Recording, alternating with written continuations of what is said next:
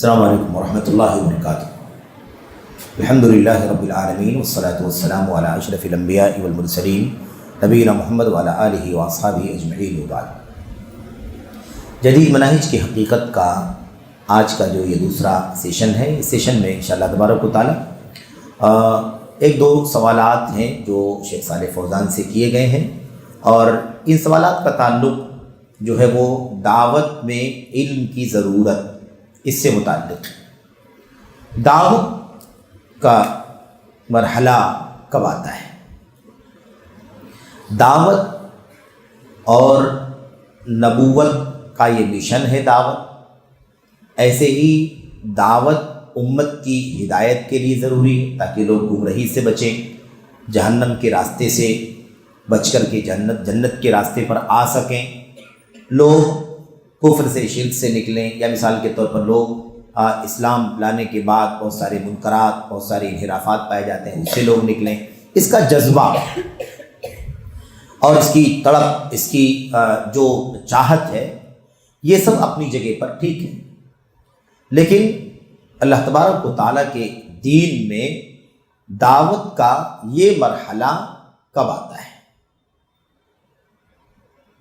انبیاء علیہ السلام کی سیرت اگر ہم پڑھیں تو انبیاء کی سیرت ہمارے لیے اس سلسلے میں سب سے بڑا نمونہ ہے، کیونکہ انبیاء علیہ السلام کو اللہ تبارک و تعالیٰ نے قوموں میں بھیج کر کے قوموں کی رہنمائی فرمائی، اپنے بندگان کی رہنمائی فرمائی، انہیں بشیر نذیر بنا کر کے، مبشرین و منذرین، ڈرانے والا بنا کر کے، آگاہ کرنے والا، اور ایسے ہی بشارت سنانے والا، خوشخبری بنانے والا بنا کر کے بھیجا۔ تو یہ اس میدان کے سب سے اونچے آئیڈیل ہیں۔ اللہ کے نبی صلی اللہ علیہ وسلم نے فرما کے بارے میں آیا وَدَاعِيًا إِلَى اللَّهِ بِإِذْنِهِ وَسِرَاجًا مُنِيرًا إِنَّا أَرْسَلْنَاكَ شَاهِدًا وَمُبَشِّرًا وَنَذِيرًا وَدَاعِيًا إِلَى اللَّهِ بِإِذْنِهِ وَسِرَاجًا مُنِيرًا، ہم نے آپ کو اللہ تبارک و تعالیٰ کی طرف بلانے والا، داعی بنا کر کے بھیجا۔ اب یہ ہے دعوت۔ دعوت کے بارے میں عام طور پر ایک جذباتی رویہ پایا جاتا ہے۔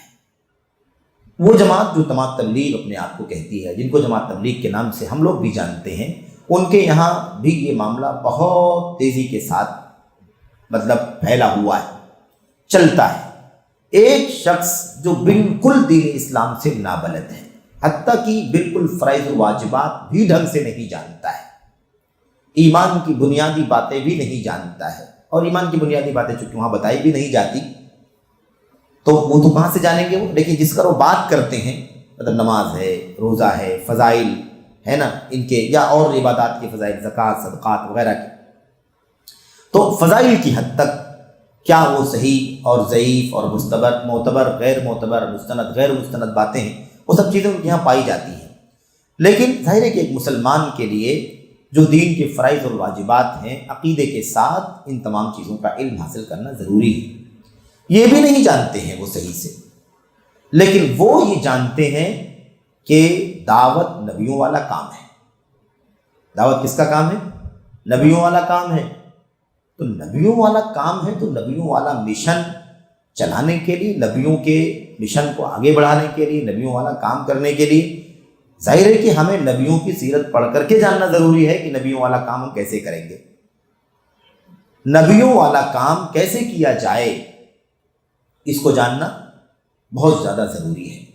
کام ہی کرنا شروع کر دیں کہ نبی دعوت کا کام کرتے تھے، یہ نہ دیکھیں کہ نبی نے دعوت کا کام جو کیا وہ نبوت کے بعد کیا،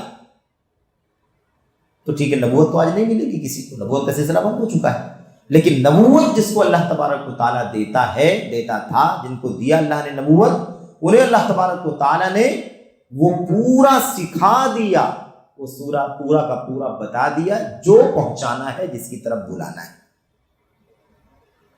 یہ پہلے ہوا کہ نہیں ہوا ہے؟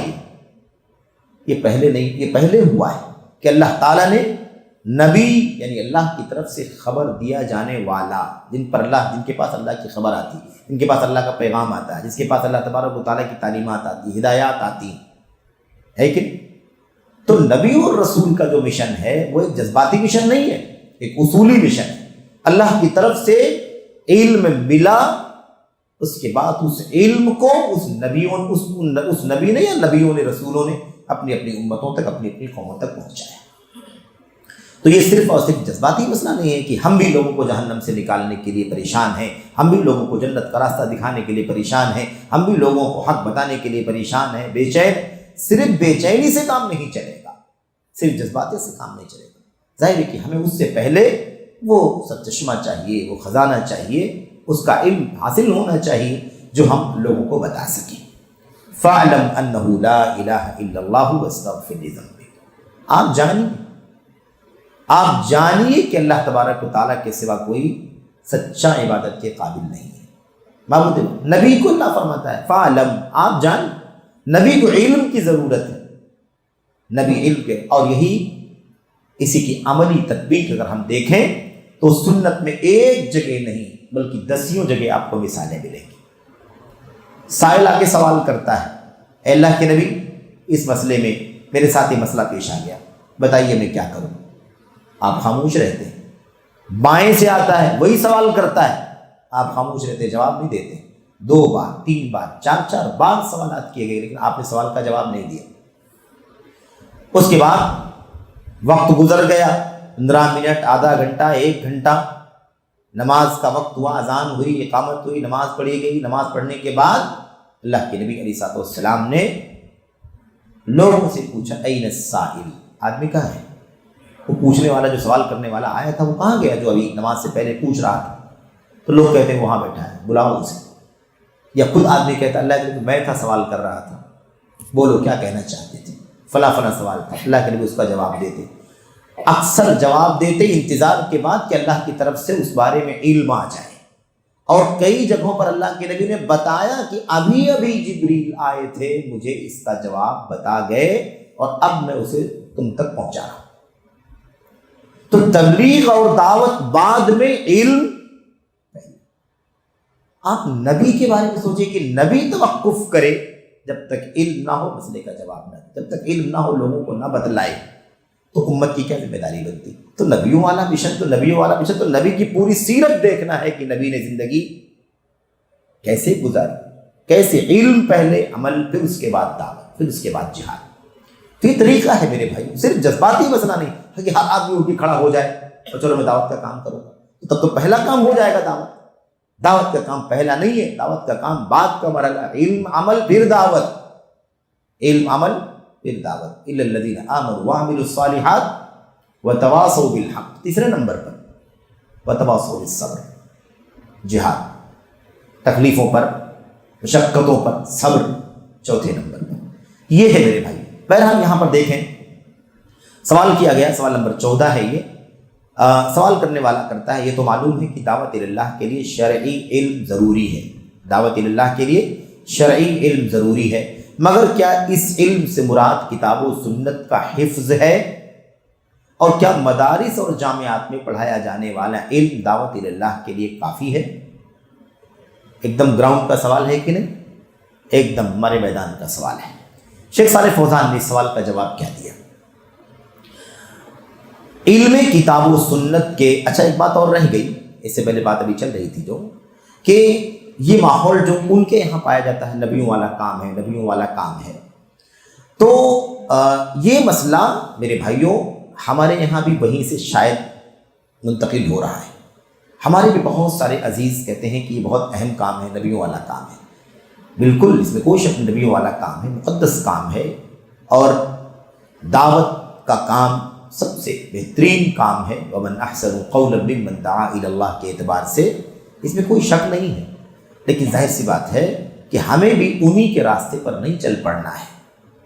میرے بھائیوں، اگر وہ ایک دم صحیح ہوتے، اصولوں پر چلتے، تو پھر کیا اعتراض ہوتا ان کے اوپر؟ اعتراض کی بات ہی نہیں تھی۔ دعوت سے کہاں کس کو اعتراض ہے؟ لیکن انہوں نے جو اصولوں کو الٹ پلٹ دیا ہے، سب دعوت ہی کے لیے نکلتے ہیں، علم کے لیے نکلنے والے نہیں رہتے۔ کہتے ہیں کہ نکلے ہیں اللہ کی راہ میں۔ اب اللہ کی راہ میں نکلتے ہیں، جس کو دیکھو، پہلا شخص جس کو اٹھایا کسی دکان سے بلا کر کے، چلو جماعت جا رہی ہے آپ کے، ہمارے ساتھ میں آپ چلیے، آپ 10 دن کے لیے نکلیے، 2 دن، جو بھی ہے ان کا نظام، 3 دن کے لیے، ہفتے بھر کے لیے، اس کو ساتھ میں لے کر کے آتے ہیں۔ وہ پہلی بار میرے بھائیوں کبھی دین کے نام پر کسی جگہ نکل کر کے گیا ہے، چل کر کے گیا مقامی طور پر یا باہر گیا ہے، اور اسے کہتے ہیں کہ چلو تمہیں اردو پڑھنی آتی ہے، چلو یہ کتاب پڑھ کر کے لوگوں کو سناؤ، یا وہ کسی کو بولنا آتا ہے تو وہ اسے کھڑا کر دیا جاتا ہے، چلیے آپ بولیے، لوگوں کو سمجھائیں۔ میرے بھائیوں، یہ کام کیسے درست ہو سکتا ہے؟ اسے تو پہلا کام یہ تھا کہ وہ علم حاصل کرتا، سیکھتا، اسے تو مبادی بھی نہیں معلوم ہے، اسے تو جڑ بھی نہیں معلوم ہے، اور اسے سمجھانے کے لیے، بتانے کے لیے، نصیحت کرنے کے لیے کھڑا کر دیا گیا، اس لیے کہ وہ اردو پڑھ سکتا ہے یا اردو بول سکتا ہے یا بولنے کی ہمت کر سکتا ہے، لوگوں کے سامنے کھڑے ہو سکتا ہے، کیونکہ ہر آدمی اس کا بھی عادت عادی نہیں ہوتا ہے، وہ بھی نہیں کھڑا ہو سکتا ہے۔ تو یہ کس قدر خطرناک بات ہے، کتنی سنگین بات ہے کہ علم کے لیے نکلنے سے اچھا، علم کے لیے سفر سے اچھا کوئی سفر نہیں ہے۔ من سلک طریقا یلتمس فیہ علما سہل اللہ لہ بہ طریقا الی الجنہ۔ دنیا آج دعوت کی بات تو کرتی ہے کہ دعوت کا مشن، دعوت کا مشن، دعوت کا مشن، دعوت کے لیے نکلو، یہ کرو وہ کرو، لیکن یہ نہیں سمجھتے ہیں کہ اس سے کہیں زیادہ، اور آپ کو بتا دوں، علم حاصل کرنا، اس پر عمل کرنا تو ضروری ہے سب کے لیے، ایک بھی فرد امت میں ایسا نہیں ہے جس پر یہ واجب نہ ہو۔ کیا؟ علم حاصل کرنا اور اس کے مطابق عمل کرنا۔ دعوت دینا کیا سب کے لیے ضروری ہے؟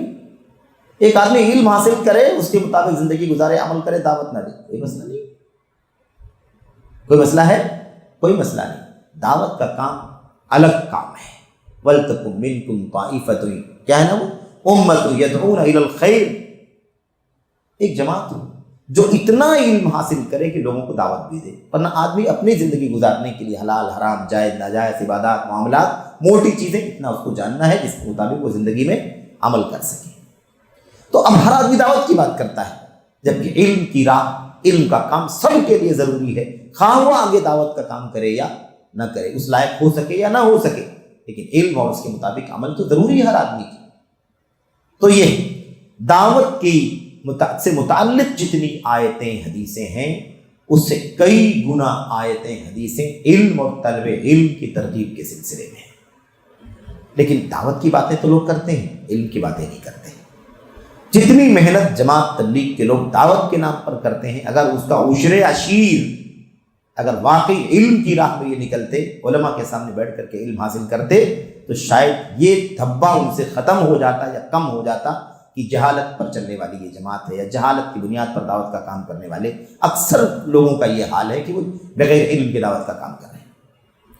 تو یہ بہت بڑا المیہ ہے میرے بھائی، اور اللہ کے نبی علیہ الصلوۃ والسلام نے، اللہ کے نبی علیہ الصلوۃ والسلام کی حدیثوں پر ایک نظر ڈال کر کے دیکھو، یہ دونوں پہلو خاص طور پر جو علم اور دعوت کا ٹکراؤ ہے نا، اس ٹکراؤ کو سمجھیں۔ اللہ کے نبی کی حدیث میں پیشین گوئی، علم اٹھا لیا جائے گا، جہالت پھیل جائے گی، یرفع العلم ویفش الجہل، یا یقل العلم ویکثر الجہل، علم کم ہو جائے گا، جہالت بڑھ جائے گی، یا علم اٹھا لیا جائے گا، جہالت پھیلے گی۔ یہ اللہ کے نبی کی پیشین گوئی قرب قیامت ہے کہ نہیں؟ اور دوسری طرف بغیر علم کے لوگ یا سماج اور معاشرے کے معمولی قسم کے لوگ، نادان قسم کے لوگ دعوت کا اسٹیج اور میدان پکڑ کر کے قیامت سے پہلے سب سے زیادہ آگے بڑھنے کی کوشش کریں گے۔ یہ بھی پیشین گوئی نبی کی۔ کیا پیغام ہے اس کے اندر؟ سمجھنے کی ضرورت ہے کہ نہیں سمجھنے کی ضرورت ہے؟ جس نبی نے مستقبل کی پیشین گوئی کے بارے میں یہ فرمایا کہ علم کم ہو جائے گا، جہالت پھیل جائے گی، اسی نبی نے یہ فرمایا کہ قرب قیامت ایسے لوگ بھی دین اور دعوت کے نام پر بات کریں گے جو علم سے وابستہ نہیں ہوں گے۔ وَيَنْطِقُ فِيهِ الرُّوَيْبِضَةُ، رویبضہ بات کرے گا۔ السفیہ یتکلم فی امر العام، بیوقوف نادان آدمی امت کی گائیڈ کرے گا۔ الاحمق، کہیں اللہ کے نبی نے فرمایا الفاسق، الفویسق یتکلم فی امر العام، فاسق بدعمل آدمی، مثال کے طور پر۔ کہنے کا مطلب کیا ہے؟ کہنے کا مطلب یہ ہے کہ دونوں مسئلے کو سمجھنا ہے کہ علم کے پیچھے بھاگو، علم کی کوشش کرو، کیونکہ یہ کم ہوگا۔ دعوت کے نام پر تو بڑے بڑے لوگ بھاگیں گے، ایسے لوگ بھی بھاگیں گے جو علم کے میدان سے دور ہوں گے، علم سے نابلد ہوں گے، ایسے لوگ بھی میدان میں اسٹیج پکڑیں گے۔ تو یہ بڑا مسئلہ ہے۔ تو گویا کہ بغیر علم کے دعوت دینے والے، آگے بڑھنے والے، دین کا کام کرنے والے بڑی تعداد میں آگے آئیں گے، یہ بھی پیشین گوئی نبی کی، اور علم حاصل کرنے والوں کی کمی ہو جائے گی، یہ بھی نبی کی پیشین گوئی ہے۔ بات کو سمجھنے کی ضرورت ہے، یہ کوئی نیوز نہیں جو اللہ کے نبی نے سنائی ہے، یہ امت کی حالت زار ہے، امت کی صورت حال ہے، اس پر غور کرنے کی ضرورت ہے۔ علم سے جڑو، علم سے، علم اور عمل کر کے اگر فارغ ہو جائیں گے، ہم عمل دعوت نہیں بھی دیں گے، اللہ ہم سے نہیں پوچھے گا، جو اس کے اہل ہیں اللہ ان سے پوچھے، جو اس مشن پر چلے وہی کام کریں۔ بقیہ جو بات حق کی مل گئی بتا دیا، اس میں کوئی انکار نہیں، جتنا صحیح بات معلوم ہو اتنا بتاؤ، علم کی روشنی میں پتا ہو، واقعی پتا ہو کیا ہے۔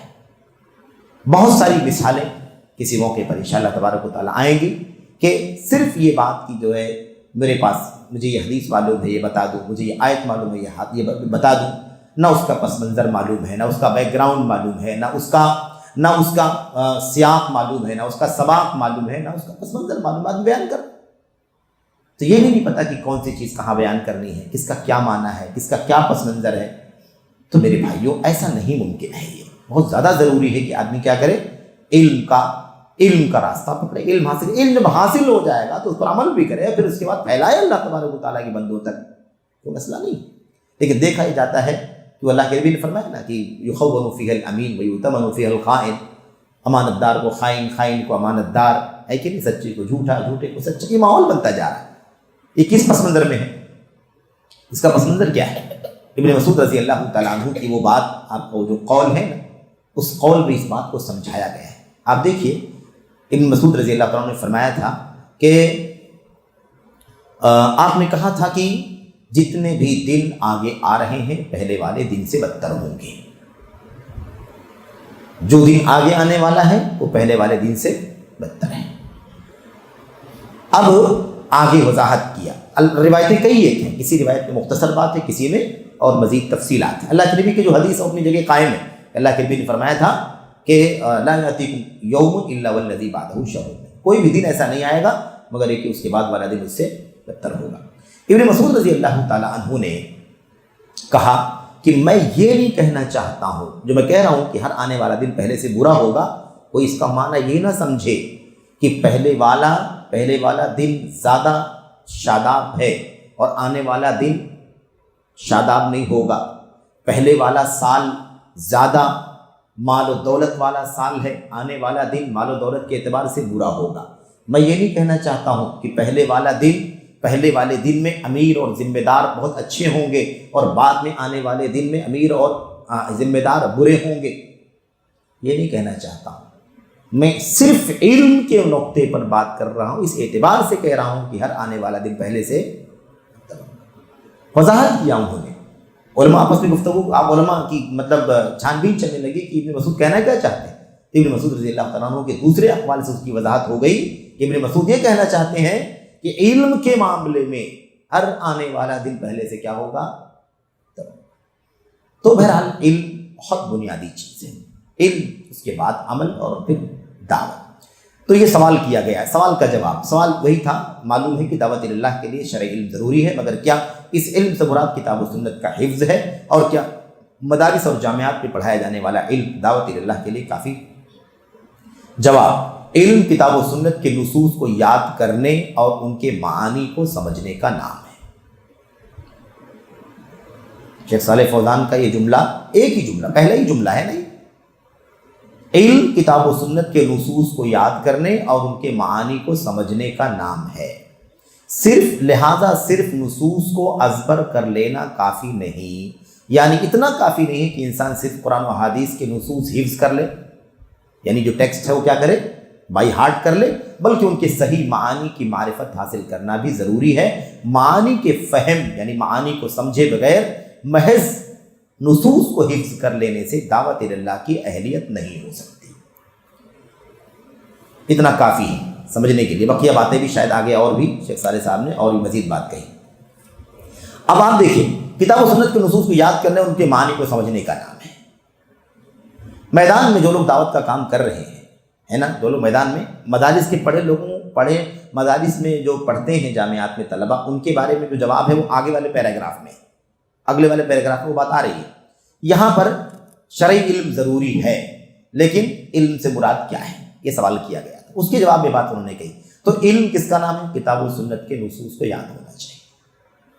اب میں یہ کہتا ہوں میرے بھائیوں، اپنے بڑوں کی رہنمائی کی روشنی میں ہم کہتے ہیں یہ بات کہ آپ بتائیے کہ آج دعوت کے نام پر سب سے زیادہ جو شہرت یافتہ لوگ ہیں میڈیا کے اعتبار سے، ان میں سے ایک بڑی تعداد ایسی ہے جن کو قرآن کریم ناظرہ بھی صحیح سے پڑھنا نہیں آتا ہے۔ مبالغہ نہیں ہے، اگر آپ شواہد پڑھیں گے تو حیران ہو جائیں گے۔ کسی آیت میں کبھی آدمی پڑھتا ہے اور کہیں کوئی چوک ہو جاتی ہے انسانی، وہ ایک الگ چیز ہے، لیکن ایک آدمی کو قرآن کریم کی آیت کریمہ پڑھنا نہ آتا ہو، غلط سلط آیتیں پڑھتا ہو، مثال کے طور پر غلط سلط حدیثوں کے الفاظ کوٹ کرتا ہو، اس کے معنی اپنے حساب سے نکال لیتا ہو، تو آپ سوچئے کہ کتاب و سنت کو یاد کرنے اور ان کے معنی کو سمجھنے کا نام ہے۔ اب قرآن و سنت کے معنی کو سمجھنے کے لیے عربی زبان آنا چاہیے کہ نہیں آنا چاہیے؟ آخر بغیر عربی سمجھے ہوئے کیسے قرآن و سنت کے معنی کو سمجھے گا؟ کوئی کہہ سکتا ٹرانسلیشن ہے، ٹرانسلیشن سے اتنا ہی سمجھ میں آئے گا کہ وہ اپنی اصلاح کر لے، اپنے آپ کی جہالت دور کر لے، لیکن وہ آگے بڑھ کر کے دعوت کا کام کرے، مسئلے مسائل بتانے کا کام کرے، تو وہ باریکیاں کہاں سے جواب دے گا وہ؟ کیونکہ اس کو نہیں معلوم عربی زبان میں لفظ کیا ہے، قرآن کی آیت کا لفظ کیا ہے، اس کا مدلول کیا ہے، اس کا روٹ کیا ہے، اس کی اصل معنی کیا ہے، اس کی تفسیر میں کون کون سی باتیں بیان کی، نہیں معلوم اسے۔ تو یہ غلطیاں اسی لیے بہت خطرناک ہوتی ہیں، اور اس کی بہت ساری مثالیں بھی ہیں کہ لوگ کس طرح سے غلطیاں کرتے ہیں۔ اچھا، ایک آدمی صرف نصوص یاد کر لے، جیسے مثال کے طور پر حافظ قرآن ہو یا کوئی حافظ حدیث ہو، اس کا مطلب یہ ہے کہ وہ بھی دعوت کا کام کرنے کے لائق علم نہیں رکھتا، کیونکہ صرف نصوص کو کوٹ کر کے، صرف نصوص کو بائی ہارٹ کر کے وہ کیسے پیش کرے گا؟ اس کا معنی تو معلوم ہی نہیں ہے اسے۔ اس لیے یاد رکھیں کہ جو لوگ دین کے عالم نہیں ہیں، دین کی زبان نہیں جانتے، دین کے علوم شریعت نہیں پڑھے ہوئے ہیں، وہ حافظ جی بھی صرف رہیں گے تب بھی دین کا کام نہیں کر سکتے۔ اس میں کوئی توہین کی بات نہیں ہے میرے بھائیوں، بہت موٹی بات ہے۔ ہم اگر دین کے طالب علم ہیں تو دین کے طالب علم کی بات کرتے ہیں، اس کے علاوہ کسی اور میدان میں ہمارے لیے کام کرنا جائز نہیں ہے۔ میڈیکل نہیں جانتے، طب نہیں جانتے، سائنس نہیں جانتے، جغرافی نہیں جانتے، اس میں اگر ہم کام کرتے ہیں تو ظلم کرتے ہیں۔ سمجھ رہے ہیں کہ نہیں سمجھ رہے؟ بہت موٹی سی بات، بہت واضح سی بات ہے، ہم غلط کر رہے ہیں کیونکہ ہمارا میدان نہیں، ہمیں اس کا علم نہیں۔ معمولی سرسری علم تو سب کے پاس ہے، تو اس سے ایک آدمی میدان کا داعی بن کر کے کام کرے، یہ بہت مشکل کام ہے۔ اور جو بلغوا انی ولو آیا والی جو بات اکثر پیش کرتے ہیں ہمارے بھائی، اس کو سمجھنے کی ضرورت ہے۔ اس میں اتنی سی بات ہے کہ آپ کو وہ چیز جو آپ کو معلوم ہے اور معلوم ہے اس سلسلے میں آپ یہی کریں کہ آپ اس کو ویسے ہی پہنچا دیں۔ اس سے اتنا ہی ثابت ہوتا ہے کہ جس کی جتنی تیاری، مثال آج بہت سارے جو کام کر رہے ہیں دعوت کے میدان میں، علماء نہیں مثال کے طور پر، وہ کام کر رہے ہیں، تو اگر وہ ایک مضمون پر تیاری کرتے ہیں، پڑھتے ہیں، اس کو تیار کرتے ہیں، طرح ٹرانسلیشن دیکھتے ہیں، شرح دیکھتے ہیں، اور علماء سے رہنمائی لے کے، تو جتنا آپ نے پایا ہے اتنا آپ پہنچائیے نا، مسئلہ ہے۔ جتنا آپ کے پاس ہے اتنا آپ کیا کریں؟ پہنچا دیں۔ لیکن مسئلہ یہی ہے کہ جتنا رہتا ہے اس کا 10 گنا لوگ پہنچانے کی کوشش کرتے ہیں، 20 گنا پہنچانے کی کوشش کرتے ہیں، وہ ٹھہرتے نہیں ہیں جتنا معلوم ہے۔ مسئلہ یہ پیچیدہ ہے، اور ہم نے شروع میں بھی کہا ہے، اس سے پہلے بھی ذکر کیا ہے میرے بھائیوں ساتھیوں، کہ لوگ جو ہے نا اس سلسلے میں حقائق کے خلاف بات کرتے ہیں۔ لوگ کہتے ہیں کہ ہم اپنی طرف سے کوئی بات نہیں بولتے، علماء کی باتیں ہم امت تک پہنچاتے ہیں، جبکہ ایک نہیں 20 مسائل، 20 باتیں ایسی ہیں جو امت میں کسی عالم کا فتویٰ نہیں ہے، لیکن لوگ اس کو بیان کر رہے ہیں اور کہتے ہیں ہم علماء کا حوالہ نقل کرتے ہیں۔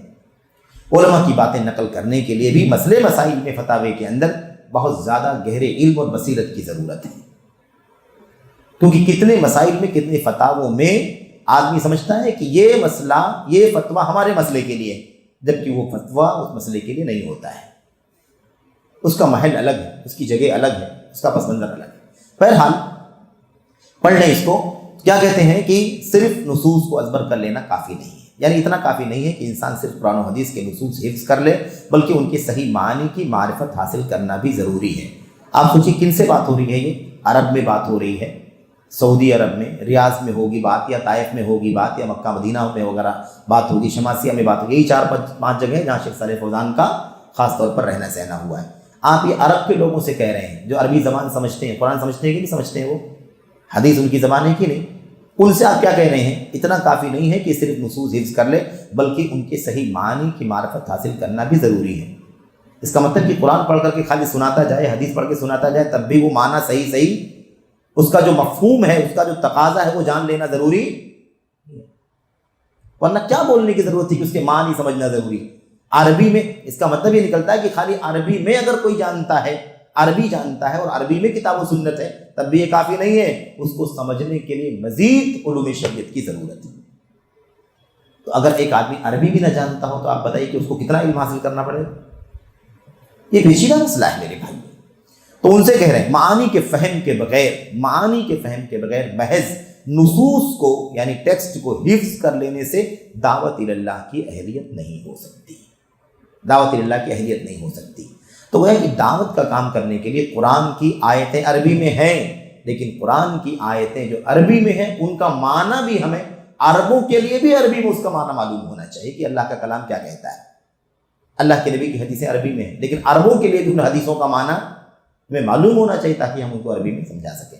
تو صرف عربی قرآن پڑھنے سے دعوت کا کام نہیں ہو سکتا، صرف عربی آیتیں حدیثیں پڑھ کر کے بھی دعوت کا کام نہیں ہو سکتا، اس کے معنی کا جاننا ضروری ہے۔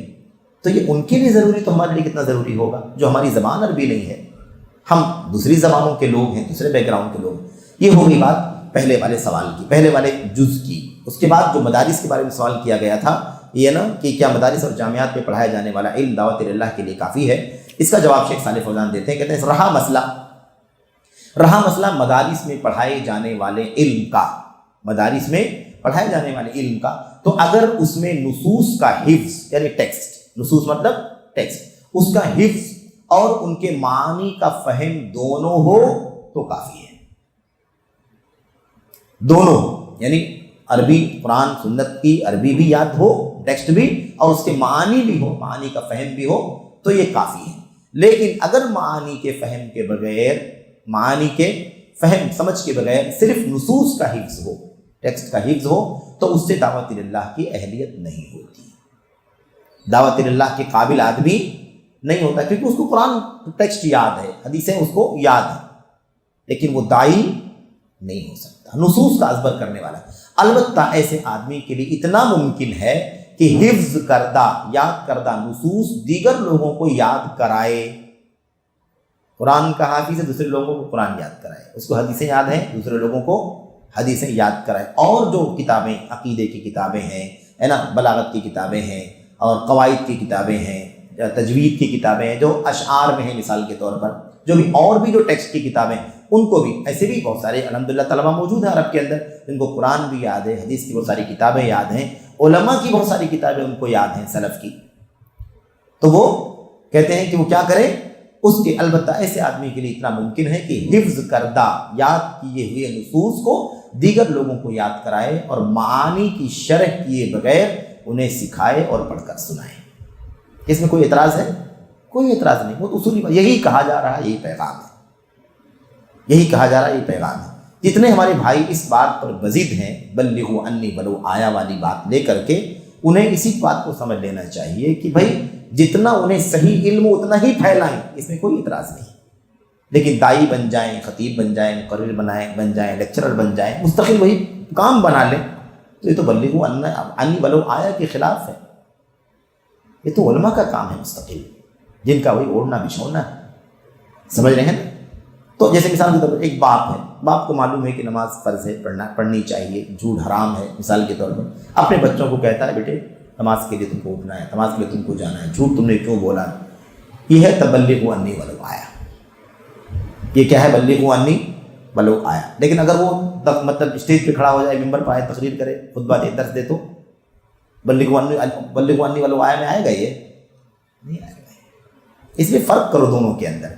باتیں استدلال بلغوا عنی ولو آیا سے ہمارے عزیز کرتے ہیں، اور استدلال کر کے جو ثابت کرنا چاہتے ہیں وہ بلغوا انی ولو آیا سے باہر ہے.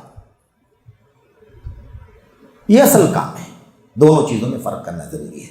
تو بہرحال یہ ایک سوال تھا مختصر، اس کا جواب تھا، اور مزید سوالات اسی حوالے سے اور بھی آگے آ رہے ہیں انشاءاللہ. بقیہ مسائل بھی واضح ہوں گے. اللہ سے دعا کرتے ہیں کہ اللہ تعالی ہم سبوں کو سنجیدگی سے، بلا کسی شدت کے، بلا کسی جذباتیت کے، اللہ عز و جل ہمیں سنجیدگی سے اللہ تبارک و تعالیٰ کے دین کو، اس کے اصولوں کو اور منہج کے اصولوں کو سمجھنے کی توفیق عطا فرمائے. آمین رب العالمین. صلی اللہ علیہ وسلم وبارک علی نبینا محمد وعلی آلہ وصحبہ اجمعین. السلام علیکم ورحمۃ اللہ وبرکاتہ.